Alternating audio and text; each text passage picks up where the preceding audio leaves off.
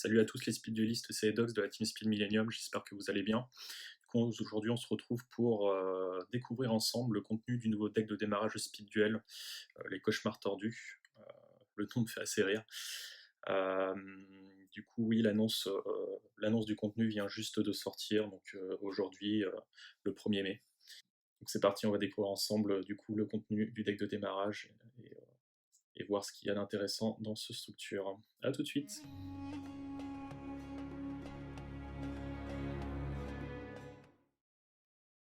Donc, deck de démarrage spirituel, les cauchemars tordus. Premier aperçu des cartes sélectionnées, date de lancement le 14, mais apparemment sur le Discord de Matthew Bell, il a annoncé qu'il y avait des problèmes de production et que ça serait décalé d'une semaine, donc ça sortirait le 21 mai à la place du 14. Ça me fait gentiment rire du sens où la majorité du contenu dans ce deck, c'est des cartes communes, mais par contre en Master Duel, pour sortir des Starlight à 500€, il n'y a pas de souci de production, donc c'est assez lolesque. Donc Nécrophire des Ténèbres, donc c'est une carte qu'on connaissait déjà, qui avait déjà été spoilée dans ce deck. Alors Chasseur de coups, je connais pas du tout. À mon avis, c'est une carte OCG qui a été importée dans cette structure, donc qui sort certainement pour la première fois en TCG, parce que la carte ne me dit rien du tout. Donc, démon, niveau 6, 1750, 1900, c'est pas terrible. Après, je pense qu'on n'aura pas le contenu des skill cards dans la database Yu-Gi-Oh! Donc ça sera que les cartes qu'on peut jouer en main deck, et souvent dans le speed duel, les skill cards font quand même la metagame. Donc on sait pas, peut-être qu'il y aura une skill card qui favorisera les monstres normaux, mais j'y crois pas trop. Donc le Comte déchu, niveau 5, 2700. Ouais, encore un sacrifice. Pas fou, mais bon, après c'est une carte de bas courage, quoi. Il y a forcément des cartes normales qui sortent et qui n'est pas forcément jouées. Parasite, niveau 4, 1200, 1000. Ça c'est pareil, c'est faible en termes de stats.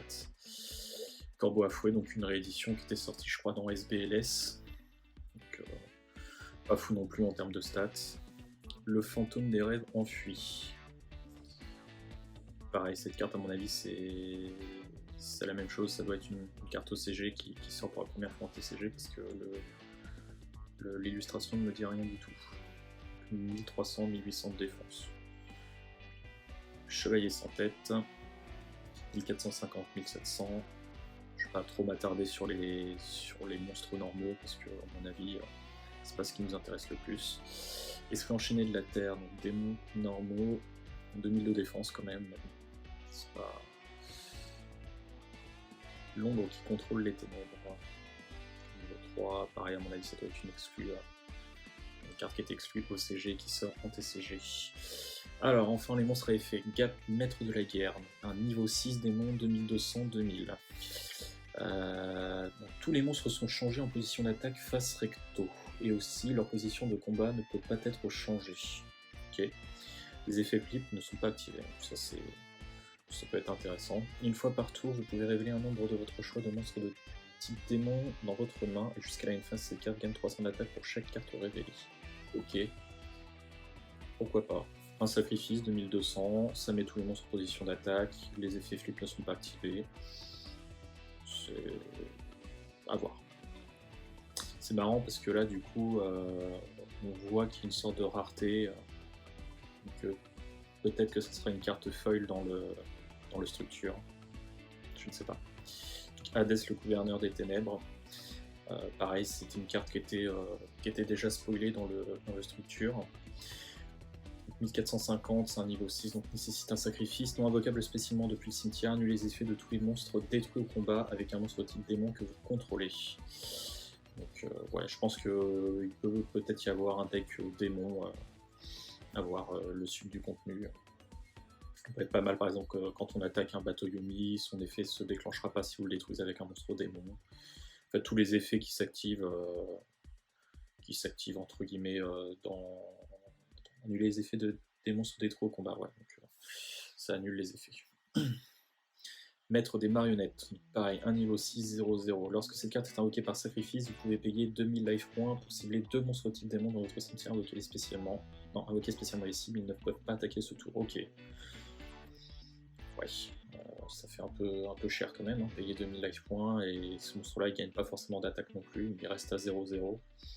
Ouais, c'est moyen. Le démon mineur, c'est pas mal ça il me semble. Cette carte est toujours traitée comme un monstre démon. Bannissez les monstres détruits au combat avec cette carte. Ah ouais, ça c'est pas mal. Son effet est fort. C'est un effet continu, donc ça se déclare pas en fait. Bannissez les monstres détruits au combat avec cette carte. Simple et efficace. 2100, un sacrifice. Donc ça c'est pas mal. Pareil, il a le titre qui brille, donc ça se trouve il y aura des raretés, ou alors je me trompe. Je ne sais pas. Alors, loup à deux têtes. Un niveau 4, pareil, monstre démon, ténèbres. S'il y a un monstre de type démon face recto sur votre terrain, annulez les effets des monstres à effet flip détruits par cette carte à l'issue d'un combat.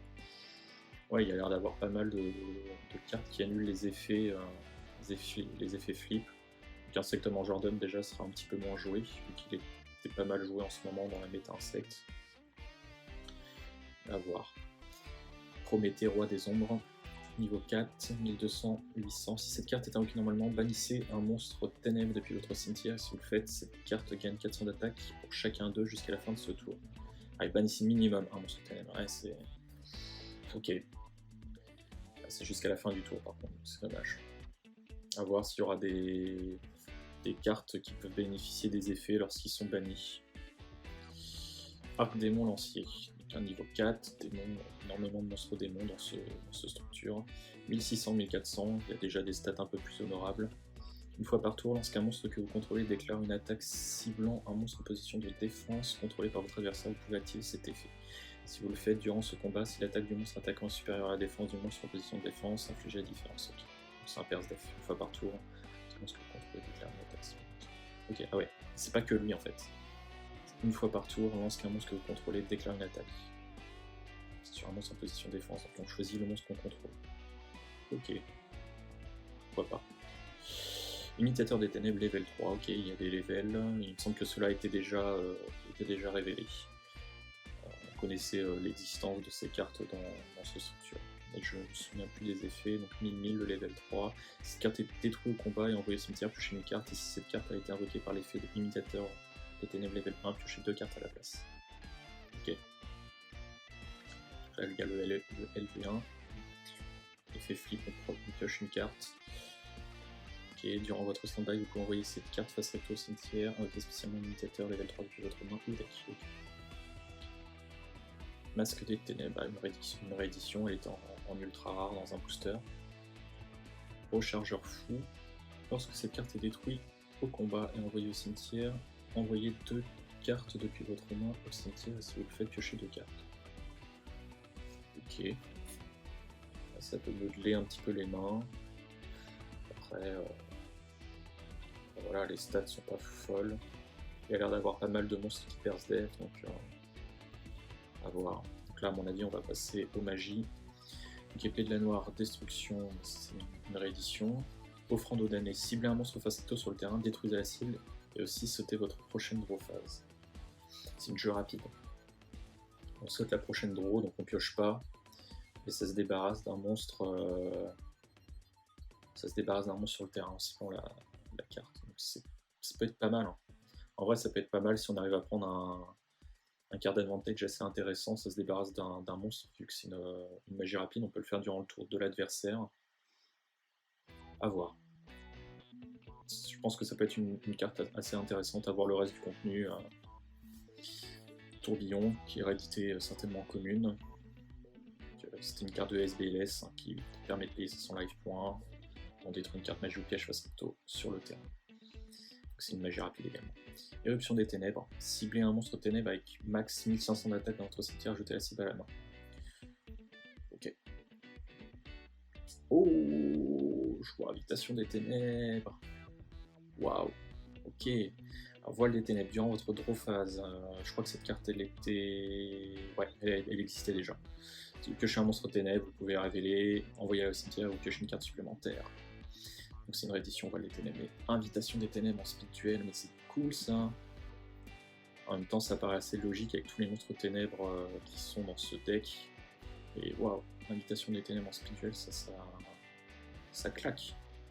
Ah bon, pour ceux qui connaissent pas, c'est quand même C'est quand même la base, hein. Piochez 2 cartes, puis bannissez un monstre ténèbres depuis votre main, ou si vous en évoquez un, vous envoyez tout votre main au cimetière, ça module les mains, c'est fort. C'est fort, c'est cool.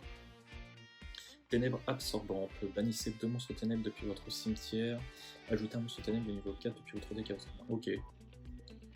Ouais, ça fait un tuto une fois que la partie est assez entamée pour les decks ténèbres. Ok, donc là on passe aux cartes pièges, Spectrozoma. Invoquez spécialement cette carte en position de défense comme un monstre à effet. Donc il aura 1800 d'attaque et 500 de défense.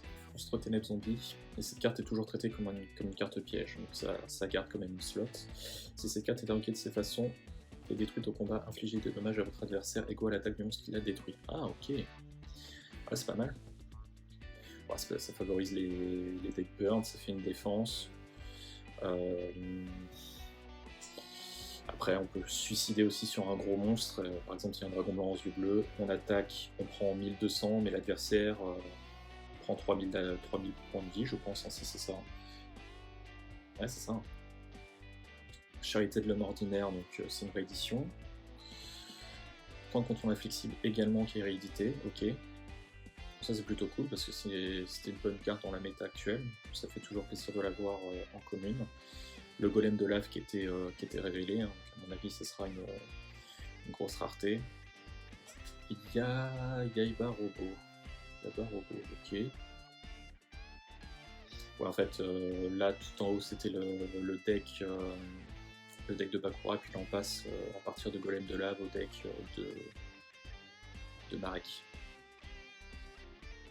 Donc ça pareil, ça doit être une importation d'OCG, ça pareil, je vais pas m'attarder dessus. Melchib la bête aux 4 visages, 1500, 1200, ténèbres, Gilgard, 1800, 1200, donc ça c'est des stats pas mal. Hein.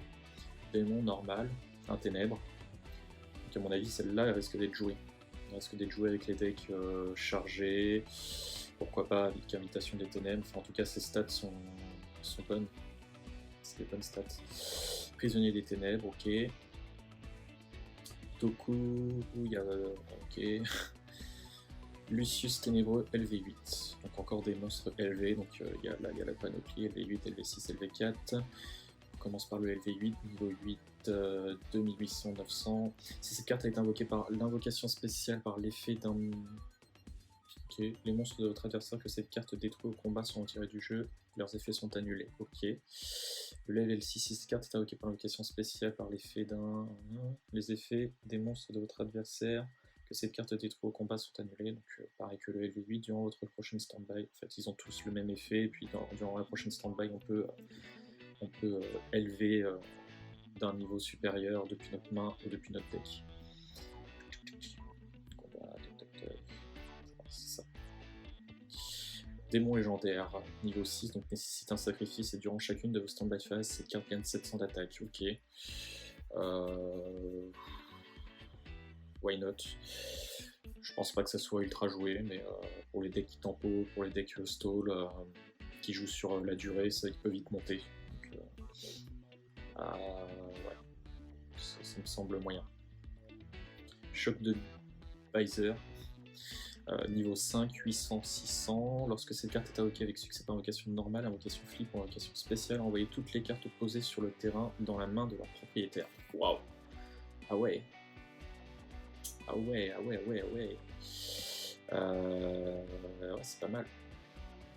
C'est pas mal. Malgré qu'il ait des faibles stats, ça remonte tout en main en fait, les cartes posées. Donc les cartes magie ou pièges posées et les monstres posés retournent en main si cette carte est invoquée.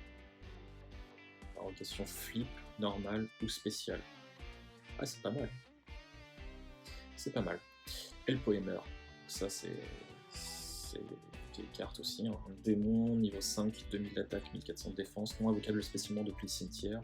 Si cette carte a été détruite au combat et envoyée au cimetière, cet effet s'active à la fin de chaque battle phase de votre adversaire. Défaussez une carte au hasard à votre adversaire. Cette carte doit être dans le cimetière pour activer et résoudre cet effet. Donc ça c'est pas mal non plus, hein, à voir les sortes de combos qu'il peut y avoir, mais Si elle est sur la table et qu'elle a été détruite au combat et envoyée au cimetière, bah, à chaque fois que votre adversaire attaquera, il devra défausser une carte s'il en dispose. Donc c'est pas mal. Méphisto, le général abominable, niveau 5, 1800, 1700. Lorsque cette carte attaque avec une attaque supérieure à défense, donc il perd def, ok. Lorsque cette carte inflige de dommages au combat, l'action de défausser une carte, ouais, c'est pas mal. Bon, après, il nécessite un sacrifice, c'est dommage, mais il perd def, et s'il perd def, on défausse une carte de l'adversaire. Ok. Assaillante des flammes, niveau 4, 1500 000, ok. Monstre feu. Un effet flip. Retirez du jeu les 3 cartes du dessus de votre deck pour infliger 800 life points à votre adversaire. Ok.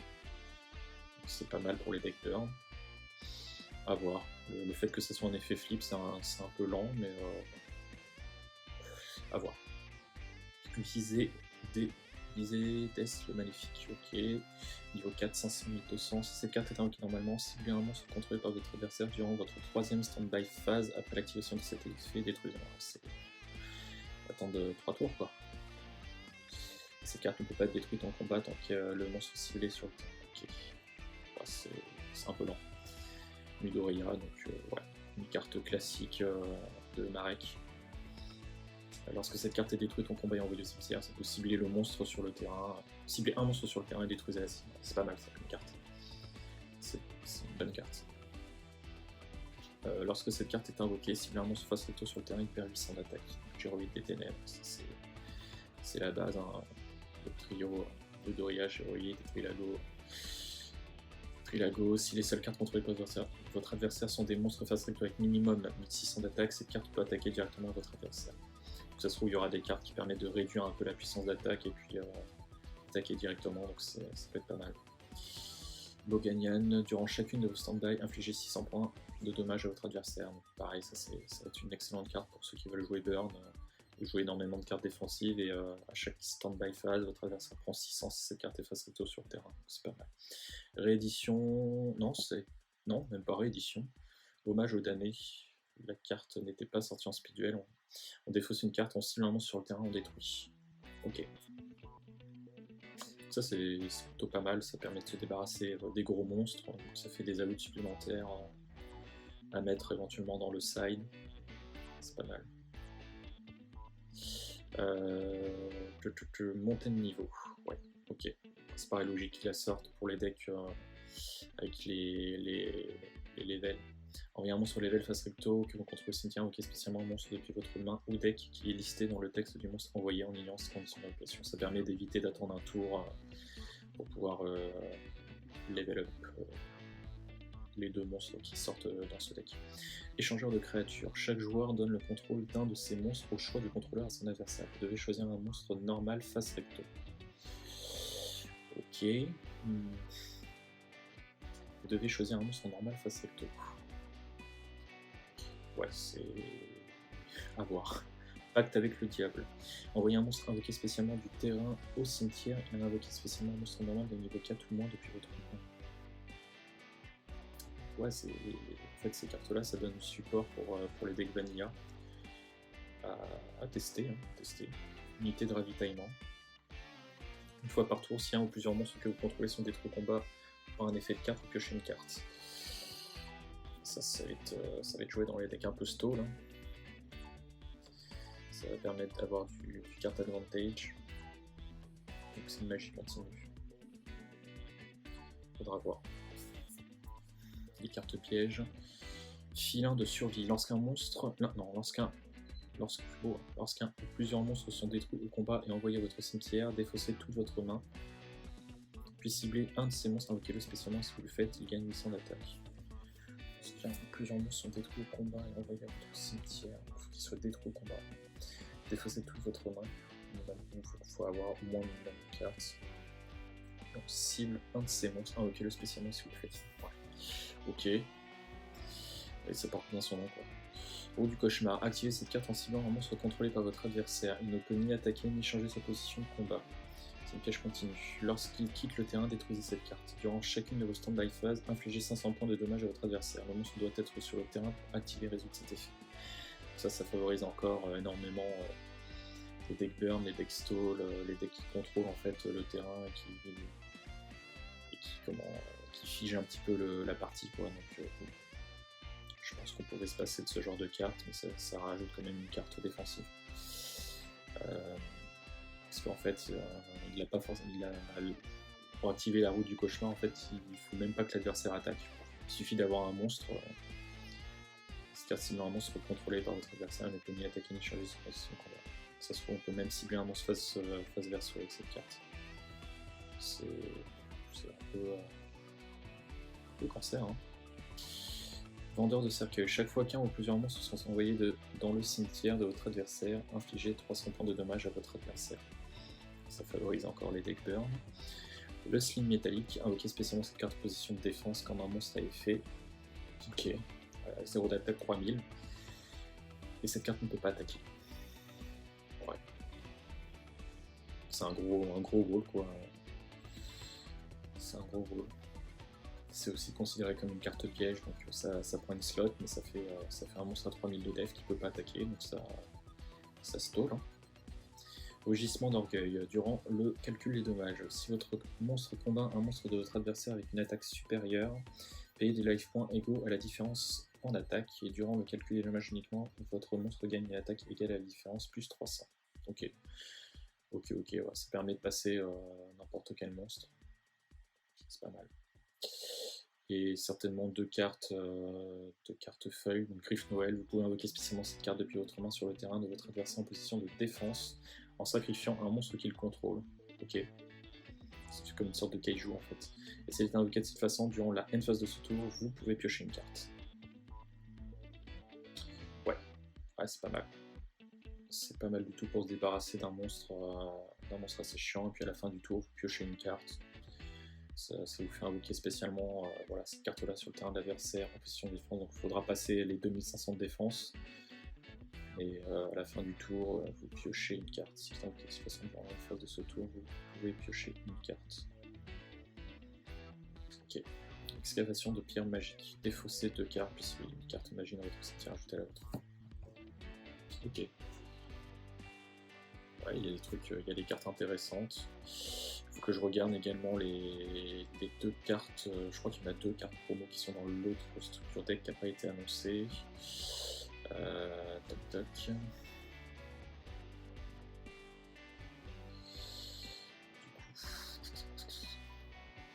Liste de cartes. Match du Millennium. Ok, tout ça c'était révélé. Pas de soucis, beaucoup de rééditions pour les rituels, etc. Ok. Ouais. Alors du rituel avancé, Mathieu Bell l'avait annoncé, mais Corbeau DD, ça c'est grave cool ça. C'est ça, il y aura 2 cartes en rareté, 2 cartes ultra en fait certainement. Un Corbeau DD en speed duel, c'est assez ouf. C'est assez ouf. Vous pouvez défausser ces cartes, ouais, c'est grave cool. En vrai, je vais essayer d'analyser un petit peu tout ça. Un peu plus, ouais, je pense qu'il y a des trucs assez sympas à faire. Après, dommage qu'on n'ait pas le contenu des skill cards encore, mais ça devrait pas tarder.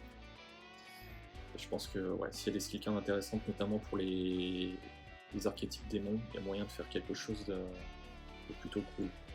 Je vais prendre bien le temps d'analyser tout ça, et puis on va vous sortir des decklists. Ça risque d'être assez sympa. Voilà, j'espère que cette vidéo vous a plu. C'est vrai qu'en cette période pas forcément compliquée, c'est un petit peu délicat et un petit peu complexe de sortir du contenu sur la chaîne avec les autres membres de la team que vous connaissez pas forcément encore. Mais voilà, dans quelques jours, quand il y aura le déconfinement, c'est vrai qu'on prendra certainement plus le temps de présenter les membres de la team, de vous présenter un peu plus le projet, un peu plus de contenu également sur la chaîne. Voilà, on a vraiment hâte de partager tout ça avec vous.